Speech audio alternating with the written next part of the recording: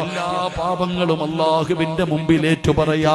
കള്ള് കുടിച്ചെങ്കില്, വ്യഭിചരിച്ചെങ്കില്, പലിശ തിന്നെങ്കില്, അഹങ്കരിച്ചെങ്കില്, ഉപ്പാനെ വഞ്ചിച്ചെങ്കില്, ഉമ്മാനെ ചതിച്ചെങ്കില്, ഭർത്താവിനെ പറ്റിച്ചെങ്കില് എല്ലാം അല്ലാഹുവിന്റെ മുമ്പിൽ നമുക്ക് ഏറ്റു പറയാ. അല്ലാഹു ഗഫൂറാ, അല്ലാഹു റഹീമാ.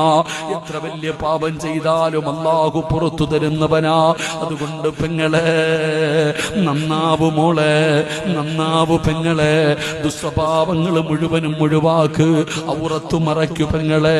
തലമറയ്ക്കുന്നത് പെണ്ണുങ്ങൾക്ക് ഇഷ്ടമല്ല. പ്രായമുള്ള ഉമ്മമാര് വരെ തലയിൽ തുണിയിടാറില്ല. മുടി നരച്ചുപോയ ഉമ്മ പോലും തലയിൽ തുണിയിടാതെ തുറന്നുകൊണ്ട് നടക്കുകയാ. സമ്മതിക്കല്ലേ വാപ്പാ. നിന്റെ ഭാര്യ തലമറയ്ക്കാതെ നടന്നാൽ, നിന്റെ മക്കള് തലമറയ്ക്കാതെ നടന്നാൽ നീ അത് സമ്മതിക്കരുത്.